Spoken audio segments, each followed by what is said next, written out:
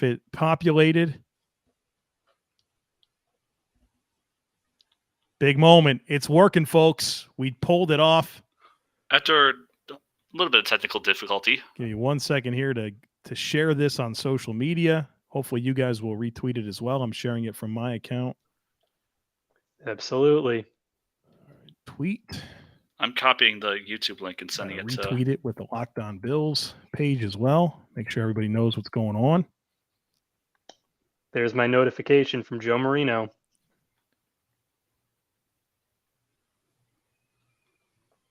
Pour one out for John Feliciano, who has been cut. Expected, but sad. Future New York Giant. He's a good teammate, right? That's what we hear. All right, so I can confirm that I have successfully started the stream. So we'll give just a couple minutes here to allow people to get in, and then we're going to get started with some live Buffalo Bills 7-round mock drafts with Sean Black and Daniel Bobry. I got that right, Daniel, on the pronunciation? Yeah, absolutely. Awesome. Give it just another minute here.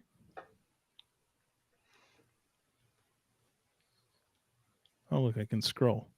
I'm not used to having all the production power, so this is all these bells and whistles are new for me, so I'm just going to enjoy it here for a moment.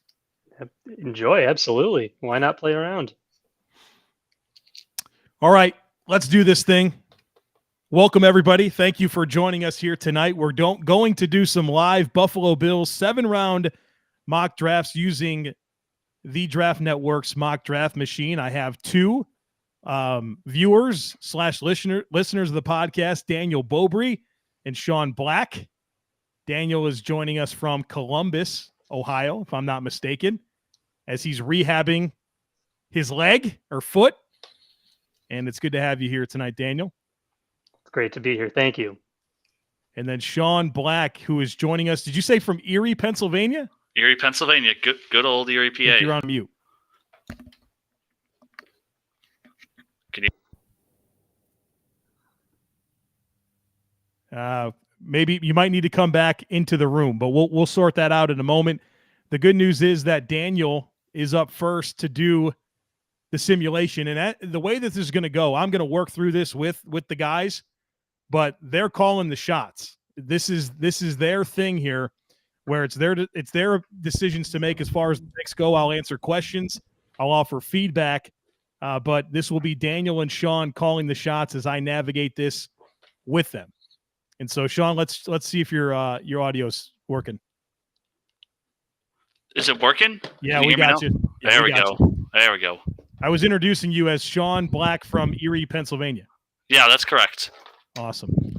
And you are on deck as we get started here with Daniel. Daniel, anything you want to say before we fire this thing up and really dig into the weeds here? I'm just thrilled to be here. It's, I do this all the time. I probably take, more of my day to do this than my actual day job. But putting me on the spot, man, I'm nervous. But I'm excited, though. You have any strategies you want to make us aware of before we get into this? Anything you're looking for? Yeah, I did spend quite a bit of time today putting together a good Excel sheet based off of the TDN's big board. Put together, what the high priority needs are. But it's such an interesting draft this year. So, with the unpredictability at the top, it's just going to be a matter of how the board falls and see what that value is, on the spot, obviously with my admittedly limited knowledge and hopefully some positive feedback from yourself. One thing I'll promise you is that I will be honest. Yeah, Perfect. Yes, you can count on that happening. Can you see the simulator okay? Yeah, I can see it perfectly. All right, good. Let me expand it, see if I can get a little bigger here. There we go. So here we go. The Bills are on the clock at number 25 overall. Oh. And I'll navigate this however you want. If there's a certain position group you want me to show, this is obviously best available. But this is your mock. So you tell me what you're thinking and where you want me to go.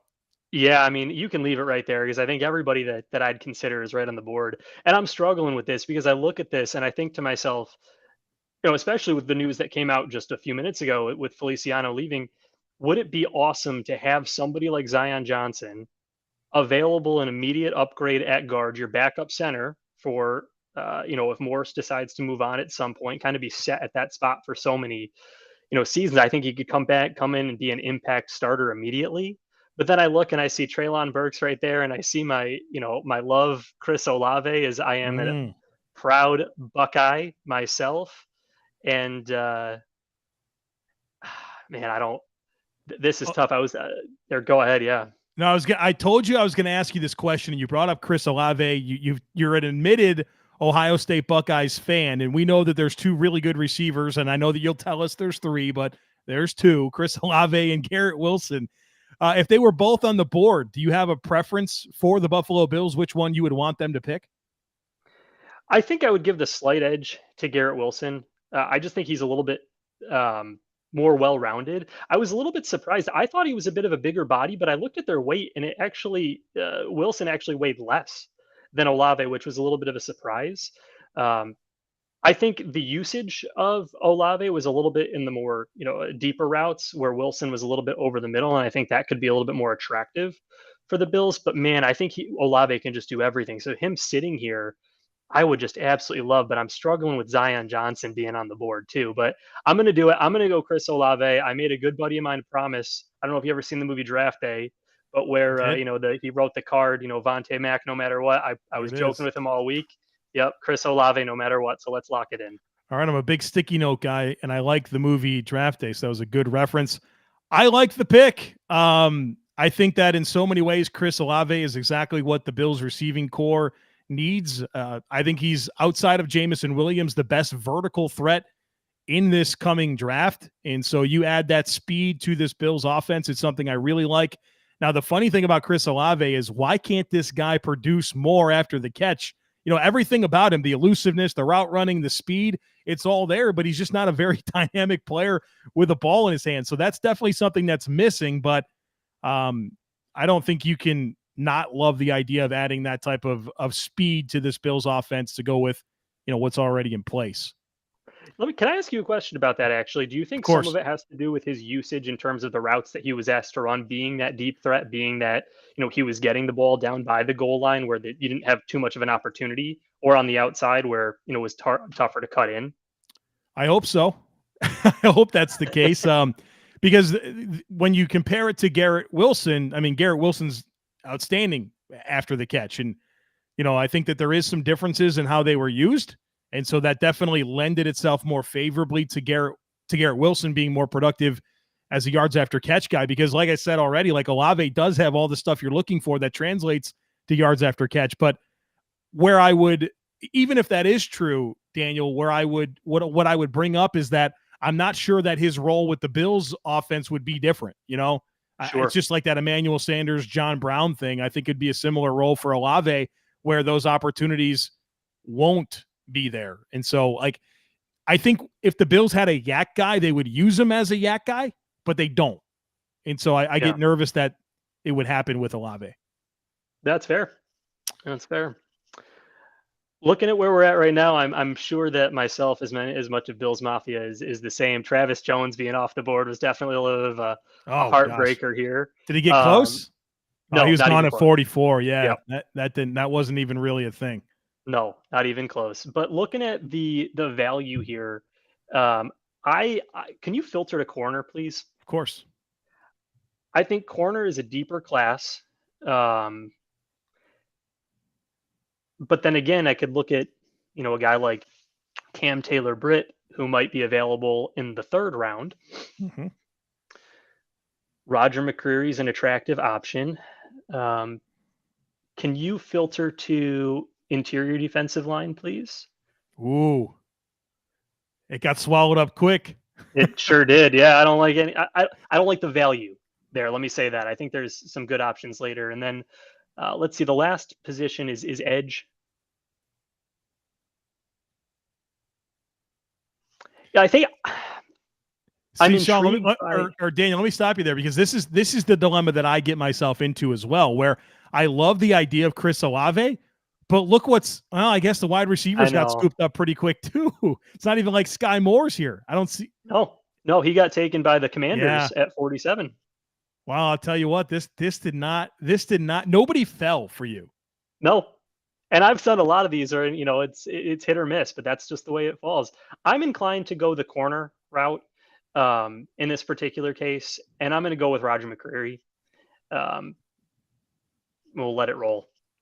Yeah, I like Roger McCreary a lot as a football player. I don't think you can watch his tape and not really appreciate just the way he plays, his temperament, the way he tackles, the way he attacks the ball in the air.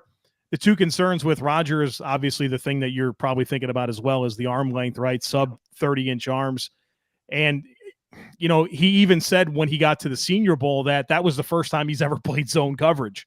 And so a short arm corner going to a team that runs a lot of zone coverage, I have questions about that fit. But if the Bills really did want to implement more man coverage, obviously Roger McCreary is a great starting point to be able to introduce that type of or more of those coverage concepts to your defense.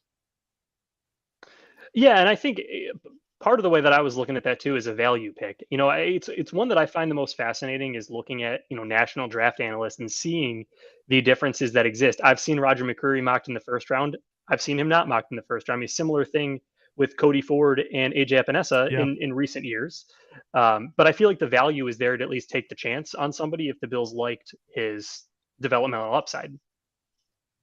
All right, so you're back around here, pick 89 in the third round. I'll be, again, happy to sort this however you wish. Yeah, I mean, was it, I don't know, was you that tweeted or somebody else that was talking about how Brandon Beane was talking about a lot more 12 personnel usage in Ken Dorsey's offense. So I try to think about this, and I don't think this is the way that I'm going to go, but Jeremy Rucker is staring me in the face. Mm-hmm. But let's see. Ed Ingram could be an interesting State pick. is staring you in the face. That's why I'm trying to stay away from it. I promise. I think a lot of people have perhaps thought of me as maybe a little bit of a favoritist to Ohio State, but I don't think that's the case. I can point to a lot of prospects that I don't particularly care for over the years, but can we do the same thing? Can we filter to interior defensive line, please? Of course. The value's not the, and an edge, please.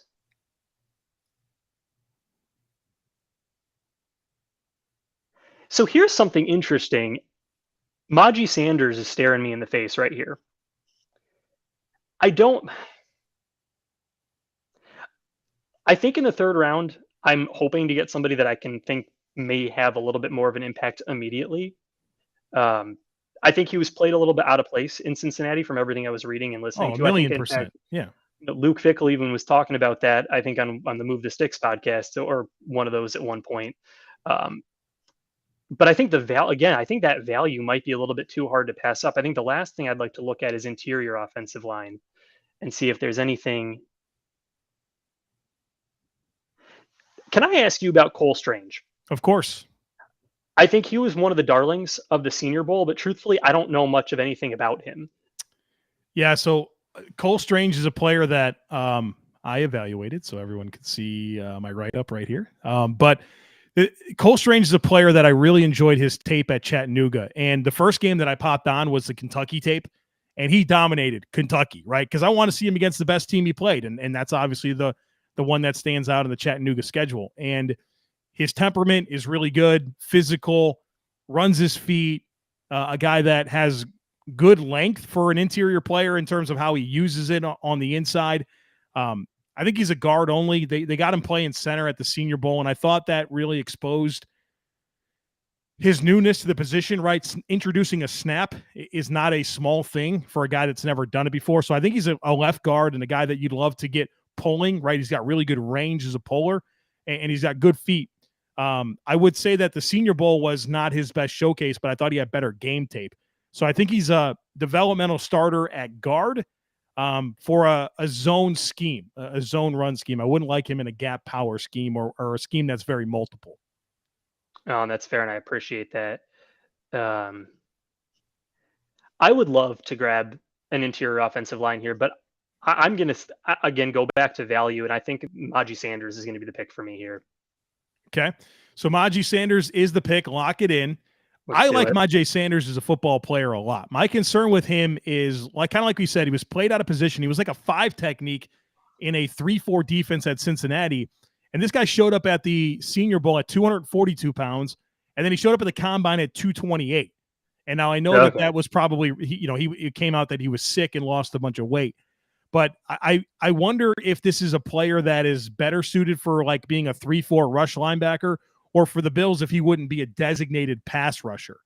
So I wonder about the fit, but I think a player like Myjai Sanders, hopefully your defense can figure out how to use him. And when you think about Lorenzo Alexander, I don't want to romanticize too hard about replacing what Lorenzo gave to this defense, but as a guy that can probably play some stack backer in base if you wanted to go, with 3 linebackers that can rush and sub and maybe play some teams, I think he can do that. But he's obviously a fit that I think is a little bit of an odd one based on what we've seen from the Bills under Sean McDermott and Leslie Frazier. Yeah, certainly.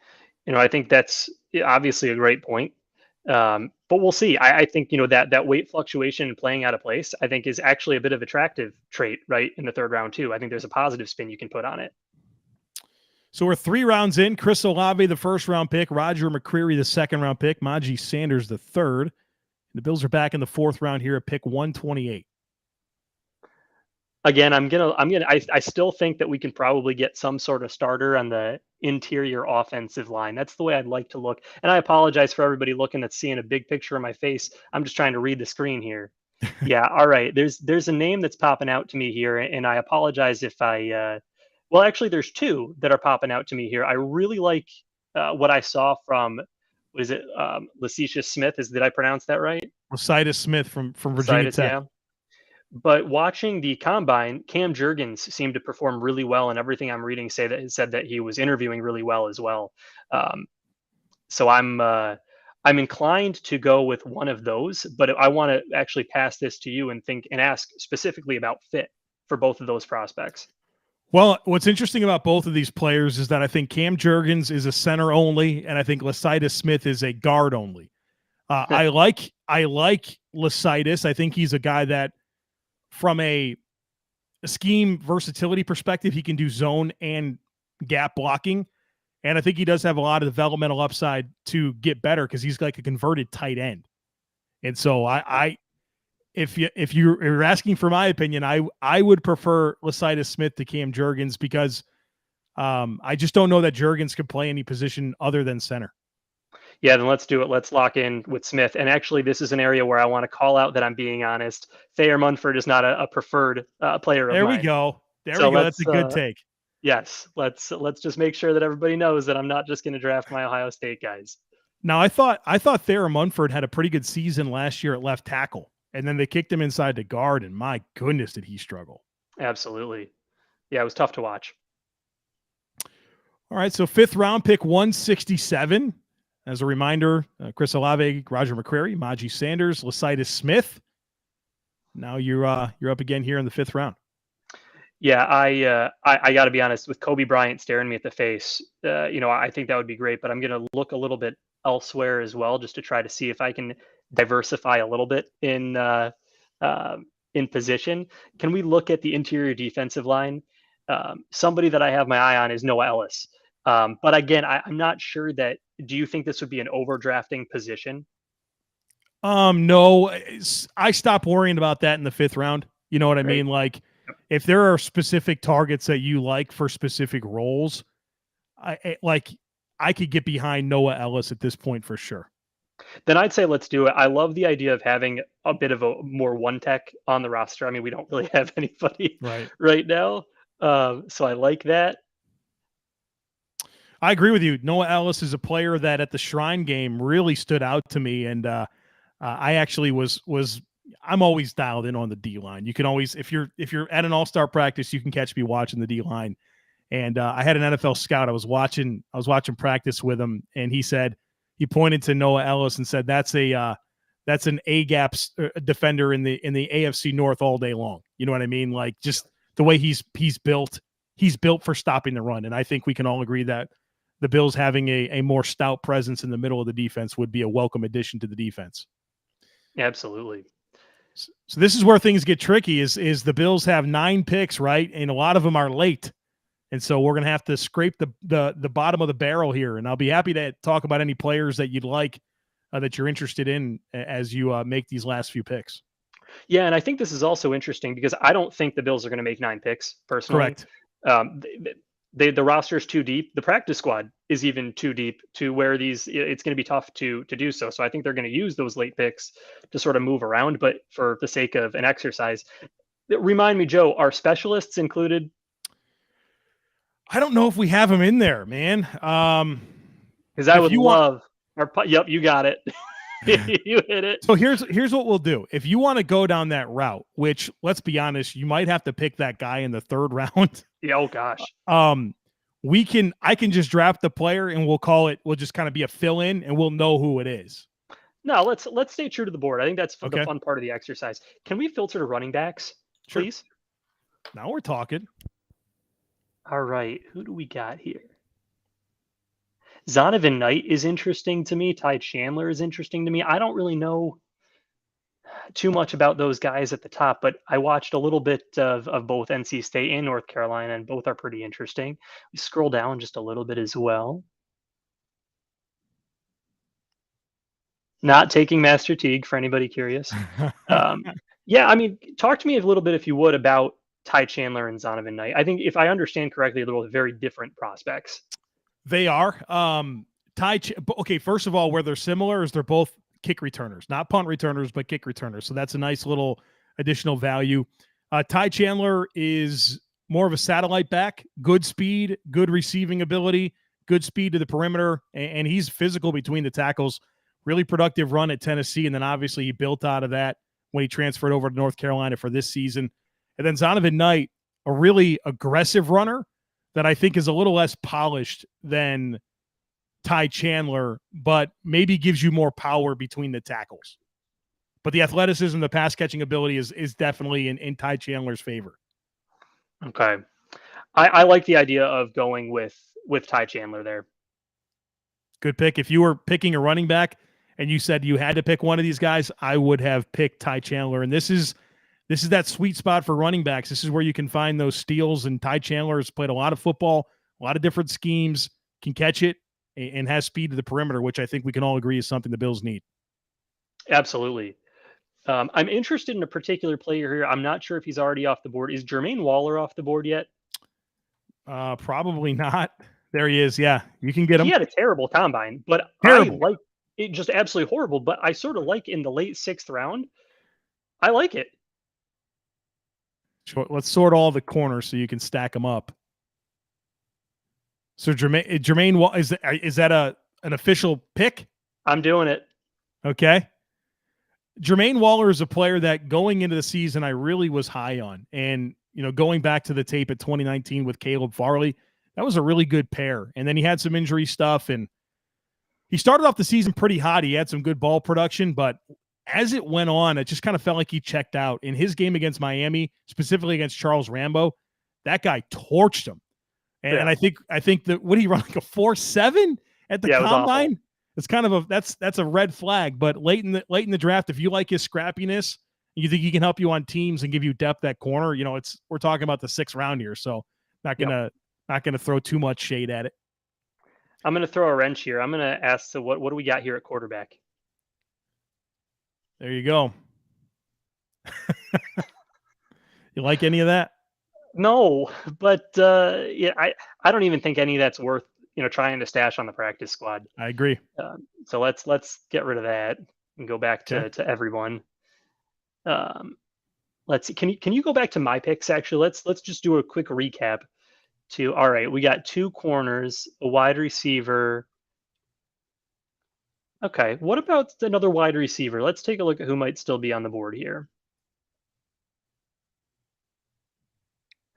I mean, there's a guy that Waller's worst nightmare. Yep, I wouldn't mind that in the 7th round. I mean, that's a guy that I felt had so much upside. Yeah, I'd agree with you. At Oklahoma, I was not a fan of Charleston Rambo, and to me, he rehabbed his image at Miami. He actually set the record this year for the most receptions ever in a season by a Miami Hurricanes Right. player. And let's keep in mind that includes Michael Irvin and Reggie Wayne and Santana Moss and all those great receivers that have come through there. Andre Johnson. Nope. Nobody's had more catches in a season than Charleston Rambo this year. And he's a long strider that has some good ball tracking skills down the field. He's a really good blocker as well. Really like that part of his game. I still think he's got some inconsistency with his hands, but at this point in the draft, I think he's got the temperament for teams. He gives you vertical receiving ability, and he's a physical blocker, and I think that's a good 7th-round pick. Yeah, I fully agree. Let's lock that in. The other name on there that interests me is Ty Freifogel. And just again, watching Ohio State play Indiana, that's the guy that's name gets called all the time. I don't know what upside he has in the NFL, but it's a name that's interesting. Not going to take him here because I don't think we need to take a third wide receiver, but that was one that is interesting. And this is our last pick. This is right? it. A name that's instantly popping out to me is Verone McKinley. Again, I think that, you know what? Ellis Brooks might be interesting as well. I actually like that quite a bit in the 7th round. Let's lock that in. That's another guy that, again, admittedly, I have a lot of familiarity with just because of the nature of the football that I watch. I think it's a good pick. Depth linebacker. I was surprised he didn't get a combine invite. I mean, really surprised by that. So depth linebacker, has some range, projects well to teams. I think that's a good 7th-round pick. So there it is, man. There it is. You did a lot of preparation for this tonight. Are you satisfied with how this looks? I have definitely had ones that I felt the board fell better for sure, but I really am. I love that, a guy in Chris Olave. I love that, maybe not the top prospect, but a solid one in Roger McCreary, somebody that I think has a lot of upside in Maji Sanders, and then getting some value. I think if I look at this here, there's not a pick that I think doesn't at least have some shot at making the roster. So I'm happy with it. Yeah, I think it's a pretty good draft. I mean, obviously the headliner is the 1st-round pick, Olave, but I really like some of these middle-round picks. And Lecitus Smith is a developmental starter at guard. Noah Ellis, who I think there's a path for him getting on the field as a one-tech run stuffer, big physical presence. And then Ty Chandler is kind of exactly the mold of what you hear me talk about all the time in terms of mid-round running backs that can come in and produce. And I think he can definitely do that as well as give you kick return ability. And I think you have some good special teams caliber players towards the end here. So I think my biggest questions are just the scheme fit with Sanders and McCreary, but certainly players that I think are appropriate where you drafted them. Love it. I love it. We'll see. I'm interested to see how Sean's board falls because, I mean, as you know from doing these, these boards fall differently every time, and it's always fun. So this was great. Looking forward to hearing Sean's. Daniel, I'm not going to lie. I think that is the prevailing thought with your draft is that like none of the steals happen for you. Right. I did a mock draft earlier today and I got Travis Jones at 57. Yeah. You know what I mean? And he was gone at 44, which is what we want when we build out this algorithm to do these simulations. We want to make sure that it's a different experience every time because I mean, the NFL draft is not a predictable thing. And we want a lot of variance for people that, live on this thing. Like I know I do. So. And I think it just also speaks to this particular draft, right? There isn't that top end prospect. So what happens between 10 and 50, it could be anything. Right. I'm honestly, very interested to see. Yeah, that I think was it Daniel Jeremiah in his media call? He said that the difference between player 15 on the board and 60 on the board is not really that different. Yeah. So. Yeah, I was listening to that as well. It'll be fascinating to see. I'm really excited to see what happens next week, and then how that free agency bleeds into what our needs are going to be in the draft. Honestly, yeah, we're going to do this a lot after free agency because so much of that is going to shift the needs, not just for the Bills, but for every team, and that's going to affect what players we could expect to be available in what ranges. And so this was a good introduction, but we will definitely circle back in a couple weeks here after free agency. So. Daniel, good stuff, dude. Appreciate your preparation. That was fun. And feel free to stick around as we move on to Mr. Sean Black here for his simulation. That was my pleasure. Thank you so much. Really appreciated it. And I'm certainly going to stick around, Sean. I'm looking forward to see how your board falls. I'm not going to lie. I'm a little nervous just because you seemed a lot more prepared. I thought that I was prepared, but you did way better than I think I ever will. So I'm just interested to see how hopefully I get a little bit better board than you. That's probably one of the worst board falls I've ever seen. Right. That was bad. Well, Sean, feel free to lean. The thing is here, I will answer any question that you want, honestly. So okay, just keep that in mind here. And you ready to hit play here? Yeah. Actually, you know what? I was going to ask one little suggestion. If we could pause right before the Bills pick. So I'm assuming probably before Dallas picks because I have my eye on, and they took him. Oh, I love Devontae Wyatt so much. I watched, as soon as you told me about him, I watched a little bit of Georgia defense, and oh my God, he is like, can we put him next to Ed Oliver on rundowns or on pass downs? Excuse me. You will get a lot of pressure. That would be two really special athletes getting after people, and obviously with Wyatt, you get the length and you get. I don't know, more rush variety probably. I know. I think the Bills would love him so much, but looking at what we got right now, not all that different, man. Not really. Not really. I'm tempted to go in a little bit different direction. I actually have when I told one of my buddies that I was going to do this, he's also a big Ohio State fan, and he also tried to convince me to say if Wilson was on the board, he said to take him because he is a big Browns fan. And actually, you know what? Jermaine Johnson would be a good one for the Browns. But he is all the way. The weird thing about him is that he's all the way out on Jamison Williams. I think that's just out of pure spite. What? He doesn't want Jamison Williams just because he left Ohio. I think it's just because he left Ohio State. But I'm looking here. Treylon Burks excites me, especially if they, if they're committed to actually using him the way that Arkansas used him. I know you have to. I think you have to with Treylon. Mm-hmm. I recently finalized my assessment on Treylon Burks, and he's just not a guy that right now has it as a route runner. I mean, his route pace is poor. His ability to set up breaks, his ability to set up coverage is just not there right now. But if you give him manufactured touches, if you give him shots down the field to tap into his size and ball skills, you can get something out of him. But I don't think you can ask him to come in and be a traditional X or a Z. This is a guy that I think it's going to require the manufactured touches to get something out of him early on in his career. Yeah, and the thing is like if the Bills, I'm assuming Cole Beasley's gone. And if Treylon Burks, and let's say the Bills draft Treylon Burks, I'm a little worried about not having a true, figuring out where he would fit in, especially because, he's not, a slot. He's not going to be the true slot receiver. And unless you want to figure out a way to put, 4 receivers on the field, I know that you could flip and play Burks wherever you want to, get him touches.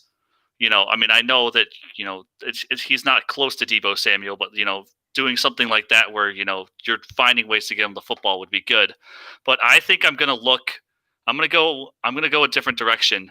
I think I'm going to pick Perry Winfrey staring me in the face just because I paid attention to the Senior Bowl a lot, and I think that defensive tackle is a huge need, especially with, Ed Oliver's, coming into his own. I'm assuming Harrison Phillips is going to be back, but other than that, what else is there? Starr is going to be probably his last year if he's still on the team this year. Just getting a little bit of variety in that room. So I think Perry Winfrey is going to be the pick. Okay. Perry Winfrey is a player that I've spent a lot of time with. And I'll tell you what, this guy is everything the Bills are looking for in terms of personality and DNA with a football player. Brings a lot of juice, just a really high energy human being. And obviously he's a player that's really hungry, came out of the JUCO ranks. And I think he's still a bit raw with his hand usage and things like that. But the athleticism, the length, the motor, and you play that guy next to Ed Oliver on passing downs, you're going to wreak some havoc. And then, obviously you still want to have somebody that can play in relief of Ed Oliver. And so I think some of the challenges that would exist, even if you were to draft Devontae Wyatt, would still exist, because not a true one, and Mm-hmm. Perrion Winfrey's definitely not a true one either. But he played nose tackle for Oklahoma, Mm-hmm. in an odd front defense, so he's playing over the center as a two-gap player. Mm-hmm. And so this guy's going to love the opportunity to just shoot a gap and get into the backfield. So I think his best football is ahead of him. And from when we talk about Brandon Beane wanting to bet on traits and get you guys that, are hungry, that are wired the right way, that has size and athleticism, I think that's Perrion Winfrey's very much a Brandon Beane guy. Yeah, no, I think that they're gonna love him. I'm looking around. You said size. I know that Daniel Falele is huge, even though he's not someone that I would consider drafting, considering that we have our two tackles locked up. Can you show me wide receivers? Yes. See, Sky Moore's coming off the board early now. See, 44. That used to be my guy that I would always pick at 57. Mm-hmm. And we update this thing all the time. So that's kind of spoiling, him falling to 57. But I guess I get it after this combine, and obviously his tape's really good. Yeah, I'm looking around. What do you think that David Bell would be a good? What do you think his fit would be? Because I liked him just from watching. I'm not a big fan of one team, but I watch college football. David Bell's a stud. He's a player that this is about where I would value him. Don't lose your mind when I say my comp from him, because this is an aggressive comp, but focus on the stylistic nature, not necessarily the career trajectory. All right. Stylistically, David Bell reminds me a lot of Cooper Kupp. And what I'm talking about is a guy that's not a great athlete, right? He's a 4.6 40-yard dash guy, just like Cooper Kupp. But this guy simply knows how to run routes. I think if you were to have a metric about average distance of separation on targets, David Bell is going to be really high on that list because he's a friggin' good route runner. He's got outstanding hands and ball skills. He's just not a burner. Mm-hmm. And so if you are willing to invest in like the route running here and use him like the Rams do Cooper Kupp, I think you're going to have an outstanding football player in David Bell. I don't think you can draft him. If you're a team like, let's say like the Houston Texans, where you have to get like an important piece of your offense that you're going to funnel your passing game through, you're probably not going to want David Bell. But if you're a team that's going to be wide receiver centric like the Bills or the Cardinals or other teams like that, I can really understand why you would want David Bell to be part of your mix. Yeah, I really like David Bell. He did not impress me at the combine. No, he was terrible. Yeah, no, he just didn't. I had high hopes for him because just because I really liked. He's one of my favorites to watch this year. Can you show me Edge really quickly? Okay. I think David Bell's going to be the pick. All right, going once, twice. I'm all in. Is it in? Turn in the card? Yeah, card's in. All right. Well, I as a David Bell fan who thinks this is appropriate value, I like the pick. I wish that he brought either yards after catch or vertical receiving skills to the table. But where he doesn't offer that, he does make up for it with his hands, his ball skills, and his route running. So you got two picks in: Perrion Winfrey, defensive tackle, Oklahoma; David Bell, wide receiver, Purdue. Now you're back up here in the third round. I'm looking, and I was hoping that somebody would be staring me in the face. Can you show me edges again, really quickly? Of course. Oh boy. Can we go to corners? Yes. All right, I know where I'm going with this one. I think if the Bills were ever to finally pick a corner in the top 3 rounds, I think this would be the year. Especially assuming Levi Wallace leaves and gets paid, he deserves it. I think that I'm going to take Cam Taylor-Britt. Yeah, let's go. I love that pick. You got two of the guys that I know well, as people this year. And Cam Taylor-Britt, I've spent a lot of time with him, and I did some exclusive content that I hope is is shared very soon with the Draft Network. But another player, just like I said with Perrion, where from a DNA perspective and just personality, you know that McDermott and Bean are going to love him. And I mean, he's got size, he's got great athleticism. I think he's got good tape. He's physical. And man, I think the Bills would love to get Cam Taylor Britt in the third round. So that's probably my favorite pick that you've made so far. Can you show me running backs? There you go. Because I want something more than Zach Moss. I feel like they're going to sign somebody. Zach Moss, I remember listening to your podcast right after the Bills drafted him, and you're like, oh, this is going to be so good. We have two young running backs, different kind of playing styles on, third round deal. Zach Moss was a third round pick. Yep. And, it's going to be so good. And then this year has just been a disappointment. I'm assuming that they're going to bring in somebody else. If we're looking for similar styles, Jerome Ford stare me in the face.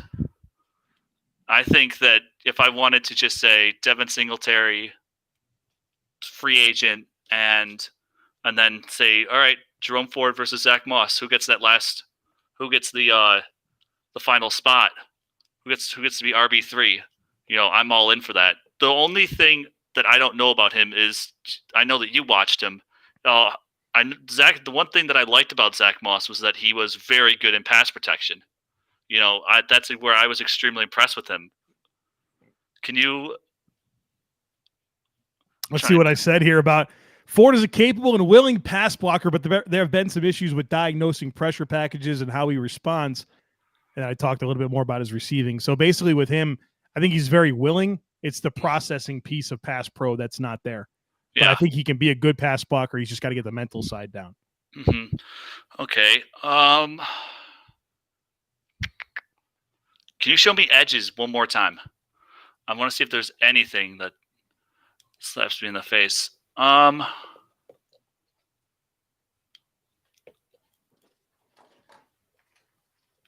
think I'm going to go with Jerome. I think I'm going to go with a running back. Okay. I think I'm just going to go Jerome Ford. I think that just getting someone just to compete and, compete with Zach Moss. Even whoever the Bills bring in to be RB2, I'm perfectly fine with that for a fourth round pick. I would agree. If you were going to pick running back there, I would want it to be Jerome Ford, who I think was the catalyst for that offense at Cincinnati. Desmond Ridder, obviously the quarterback, gets a lot of praise, and he should. But I think Jerome Ford had like 1,700 yards, and really they leaned on him so much, and a lot of it was based off of the play action opportunities that the run game created. And so I like him as a between the tackles runner, and he's got speed to the perimeter as well. They didn't use him as much as a pass catcher, but when they did, I thought he looked okay. And I think he's a willing pass blocker, which is half the battle with these running backs. If you watch a guy like Kenneth Walker out of Michigan State, he's probably the best pure runner in this class, but watch his effort on pass protection. It's very below average, where Jerome Ford maybe doesn't get the diagnostic stuff down, but he's definitely willing to stick his face in there and pick up blocks. So I think it's a good fourth round pick. Okay. Now, if I'm, if this is real life, I am, and what's his face is on the board? Matt Ariza, is it Matt Ariza, the punter? Yeah. I'm turning the card in right now if he's on the board, but at 167, I got a feeling, man, like this is probably a third round punter. Are you guys willing to do that? I don't know if I would go third round for a team for the Bills that I just want someone who could just punt the football. Just not Matt Hawk. There are 3 good free agent options: J.K. Scott, Brian Anger, and Thomas Morstead. Just sign one of them. Wasn't Brian Anger also like a third round pick or like a second? He was a very high pick, exactly. He's had a good career. He's been really good. Yeah, no, and I don't know if I would draft a punter in the third round because I just don't want it to be a Roberto Aguayo situation, right? Where if for some reason he flops, you look dumb for drafting a specialist so high. But all you have to do for that is just sign Tom Brady like 5 years later, win the Super Bowl, and you're good. Yeah, I know. So then I know, no, everyone forgets about that. So what I'm looking for now is just, especially later in the round, is just I want guys that like just I want traits. I want just something that's like not teachable. That's so. I'm looking around. Can you can you show me linebackers by any chance? I had a guy that I saw. Hey, he's not there. I had a guy that I fell in. I can't even remember his name. Like a few days ago, that I read the whole report on because I knew that AJ Klein was gonna be gone, and turns out he is, and I know that linebacker's not an immediate need, but just having someone to be developmental guy, and then maybe also has the ability to play teams as well. Because I know that you know that's something that could be helpful just from a later round draft pick. I haven't even taken. Can you show me edges? I just realized I haven't picked one yet. They go quick, man. They do, and right now I was a little concerned earlier about over drafting, but now I'm kind of not really. That's not really a big deal. Let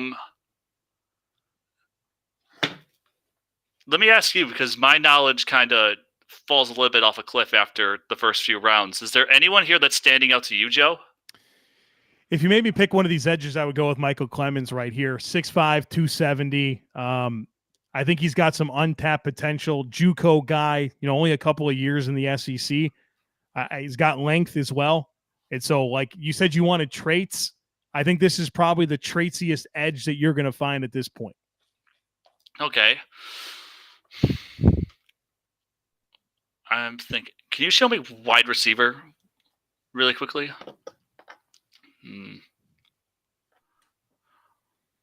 Danny Gray ran that 4.3 at the combine. Yeah, but Andy's an SMU guy. He is. We'll keep the train of having SMU guys, not Cole Beasley, Emmanuel Sanders, but I mean, I've been claiming for speed in the wide receiver room, like just getting somebody. Would he be would you think that he'd be a yak guy if the Bills wanted to use him as a yak guy?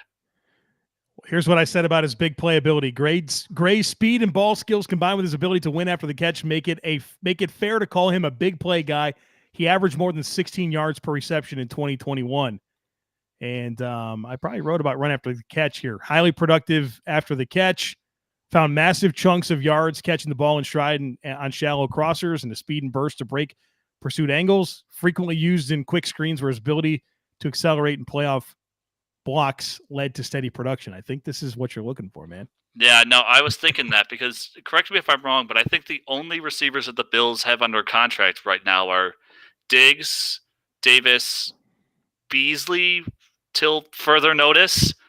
Who knows? And then and Jake Kumaro, I believe, No, and then Stevenson. Kumaro's a free agent as well. Oh, he is. Yes. Oh, Marquez Stevenson. Okay, I forgot about him. You know what? Sign me up for Danny Gray. Very good. I think that's a good choice there. That's the speed in yards after catch for sure.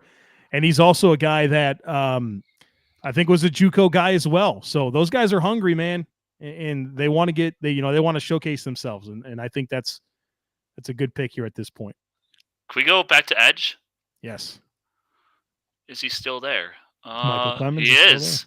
He is. All right, turn in the card. All right, there it is, the traitsy edge player here late in the draft, which something I can get behind.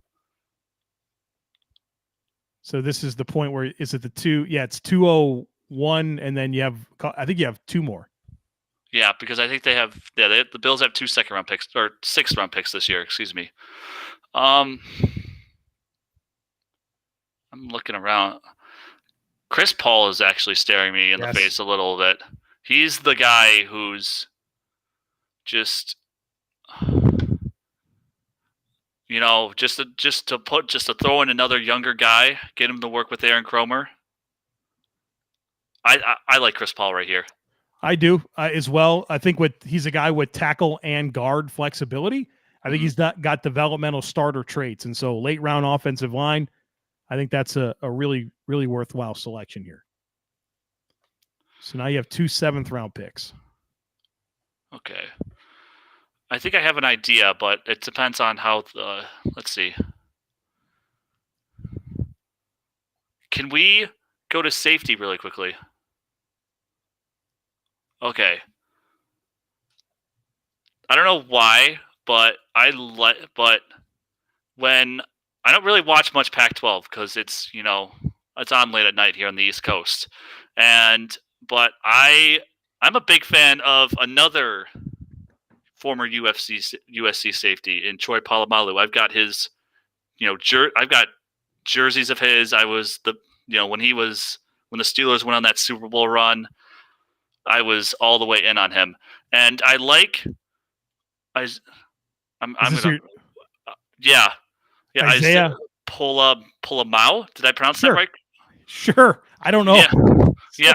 Because I watched a little bit, and I know that he plays teams, and I know that safety's not a huge need, but for a seventh round pick, Jordan Poyer and Micah Hyde, I still think they have 2 years, 3 years.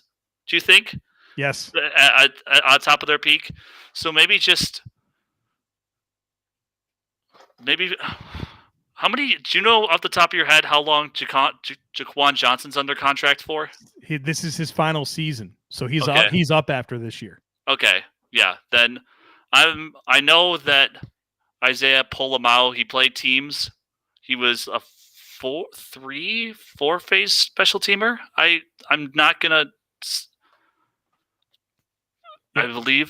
Yeah. He's not a player that I'm super familiar with. I got to be honest with you. I haven't watched his tape, so. Okay, I know, but I think that if especially with Bills being a little bit more, I know that they've been committed to paying special teams guys, but for the sake of he's one of the few guys that I actually kind of know, you can just turn in the card. Okay, there it is. A depth safety that can help on teams here in the 7th round. Last pick. All right. All right. I'm looking to see if there's anything that's like staring me in the face. Is like, can we check quarterback? All right. Never mind. Never mind. All right.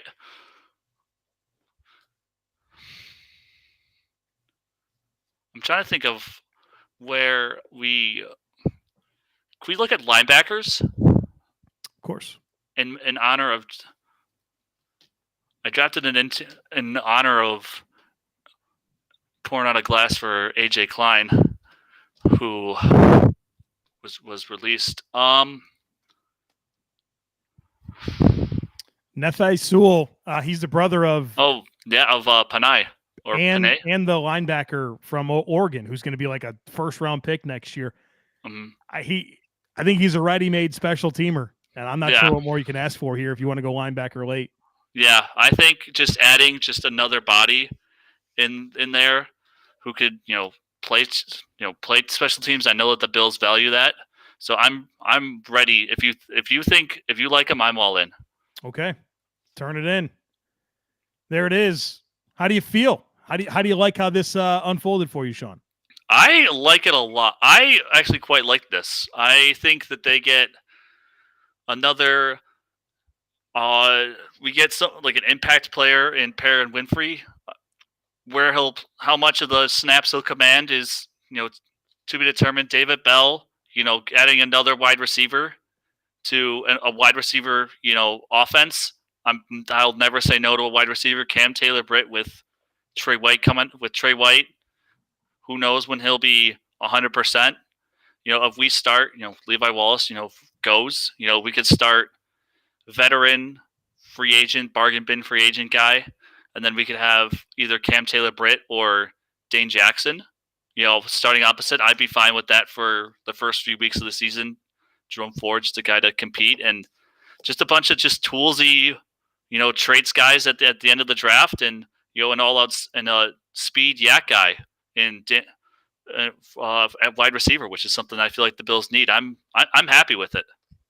I think you did well. I think both of these simulations turned out really good, and Sean, you were able to secure some of like just those players that I feel like I know really well that I'm always going to be rooting for. So I was happy to see them scooped up by the Bills in this simulation.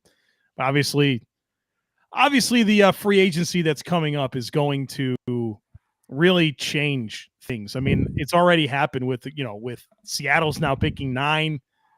Washington traded for Carson Wentz. Oh boy. So they're not picking a quarterback, and so it's just you just look at this thing and realize already how things are changing, and it's only going to get crazier, next week and maybe into the second week as that second wave of free agents hit. But one thing we know about Brandon Beane is he likes to go into the draft without many holes, and he allows the board to come to him. And he never really puts himself in a position where he has to draft a starter. And so I think the Bills are tight on money. The release of Feliciano gets them to cap compliant, but there's a lot of moves that they can make to create space. And when I do my mock offseason for Friday, I've already kind of mapped it out. I created like $38 million in cap space for me to work with. And I think everyone will be really excited to see what it all looks like when it's all said and done. But,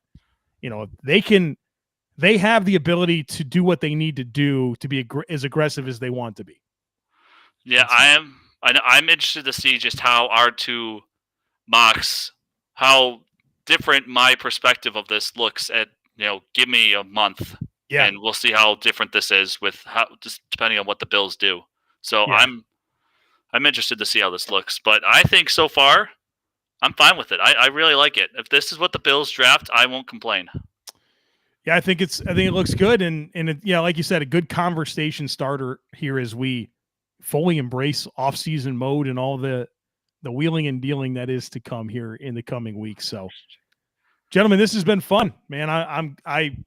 I thought this would be fun. It exceeded my expectations. I'm always a little nervous. We've never had a conversation before right now, but we got together and had some fun doing some mock drafts, and looks like our audience held pretty strong throughout, and I had a good time. I can't imagine, what a better use of a Wednesday night from 8 to 9 would be than sitting down with a couple of dudes doing mock drafts, talking Bills football. Yeah, no, this is good. I'm not gonna lie. I just pulled up the stream to check the chat to see if they were yelling at me, but I think hopefully they are. You guys you deserve the full experience, man. Yeah, I know. I think that. I mean, it's mostly positive for both of us. I'll take it, So, but yeah, no, this was absolutely, this exceeded my expectations, I mean, I'm one of the few draft guys out of, that I know. So it's fun just to hop on, talking ball with people. I haven't checked the chats here. So that'll be something I'll have to do at some point because I wasn't keeping up with it. But it looks like it was pretty hopping here. I see a lot of activity here. It's pretty fun. Hopefully positive stuff. Hopefully. You say that, but I'll tell you what, nothing gets people going more than a mock draft. And I've obviously done a lot of them in my day. And I'm kind of at the point where I'm over some of the feedback, but nothing gets people willing to yell at strangers more than mocking a player to their favorite team that they don't prefer. So Love it. Comes with the territory, man. Well, Joe, let me just say this before we hop off, and I'm sure Sean probably feels the same way as I'm sure a lot of us do. This is the first time we've ever had a chance to chat, and the first time we really had a chance to meet. But being so much a part of our lives on a daily basis, it just felt natural. It felt like family. So I appreciate it. It was a ton of fun. Sean, it was a pleasure to meet you, and hopefully we have the opportunity to do it again. Yeah, I appreciate that, dude, man. That means a lot. And if everyone enjoyed doing this and seeing this, I'll definitely have to make this available again in the future, once we get through free agency and have a little bit better understanding of where the needs are going to fall. I think we should probably plan on doing this quite a bit between now and the draft. So thanks for getting us started, guys. This was awesome. Yeah, Appreciate it. It exceeded my expectations. This was a blast. All right, guys. Appreciate you guys. Appreciate everyone for tuning in. Tomorrow on the podcast is my defensive free agency preview, and then the mock offseason is coming on Friday. I assembled the whole thing today, and I got to tell you, I can't wait to share it with everyone because I got big-brained for sure, and I did some aggressive things, and I'm anxious to share it with everyone and get the feedback. And so a lot of great stuff coming your way here on Locked On Bills, both on YouTube and, of course, in your podcast feeds. Thanks, everyone. Have a good night.